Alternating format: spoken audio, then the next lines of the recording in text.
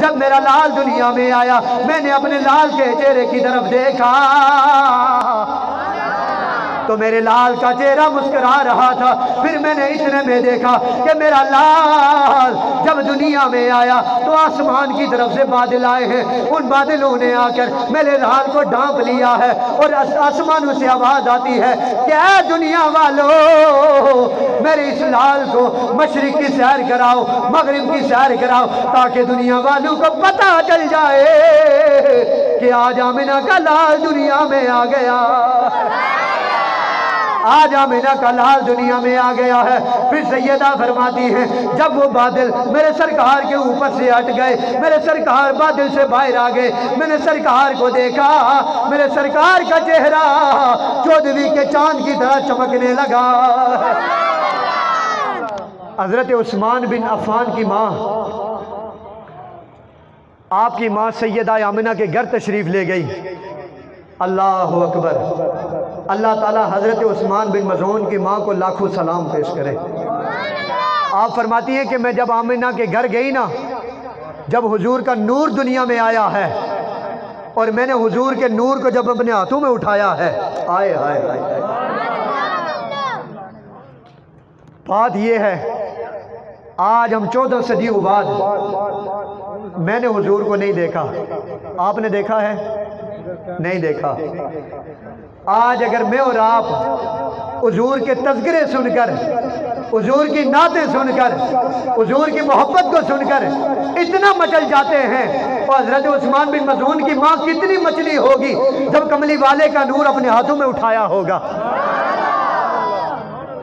جب کملی والے کا نور ہاتھوں میں اٹھایا ہوگا اس وقت حضرت عثمان کی ماں کتنی مچلی ہوگی اور کتنا اپنے مقدر پر رش کیا ہوگا.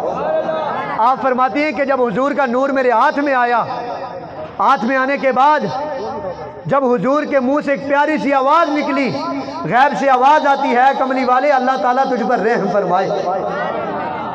دوستان عزیز آج میں اور آپ اس کملی والے آقا کی محبت میں بیٹھے ہیں جس کملی والے آقا نے دنیا کے اندر رہتے ہوئے بھی اپنے غلاموں کا خیال رکھا ہے.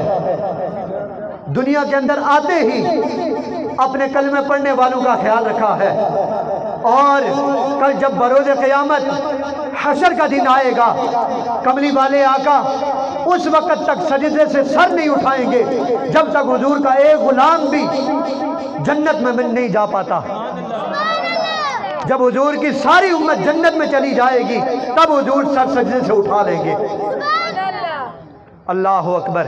ایک اور مزے کی حدیث سن لیں.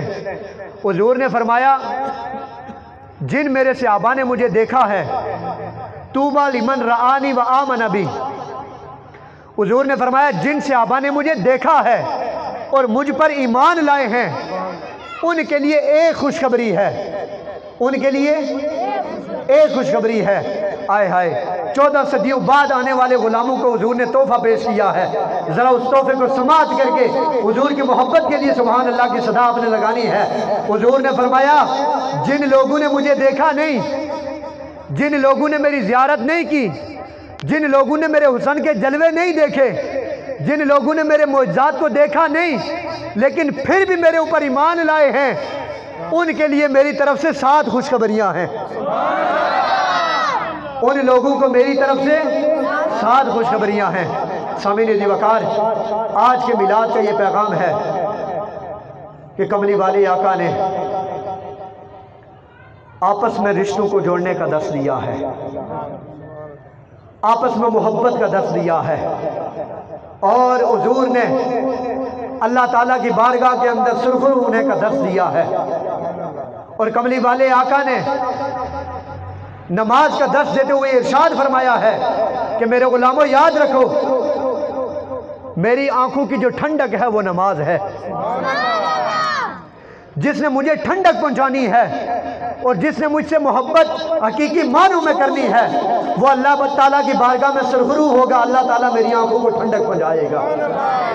آج کی اس محفل کے اندر یہ وعدہ کر کے جائیں کہ آج کے بعد ہم نے نماز پڑھنی ہے.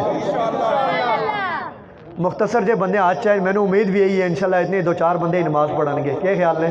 انشاءاللہ سارے بندے نماز پڑھ سکیں انشاءاللہ جسے انشاءاللہ ہو جائے اللہ پاک سے برکت. اور آپ نے یہ آج وعدہ کر لیا ہے کہ ہم نے انشاءاللہ نماز پڑھنی ہے. اور آپ جتنے بھی تاجر لوگ ہو، دکاندار ہو، آج حضور کی محبت کا ایک درس یہ بھی لے کر جاؤ کہ کبھی بھی کسی کا حق نہیں کھانا انشاءاللہ. اللہ تعالیٰ نے جو نصیب میں مقدر میں لکھا ہے وہ تمہیں پتھر پھاڑ کر بھی دے گا انشاءاللہ. اللہ تعالیٰ نے رزق کا وعدہ فرمایا ہے.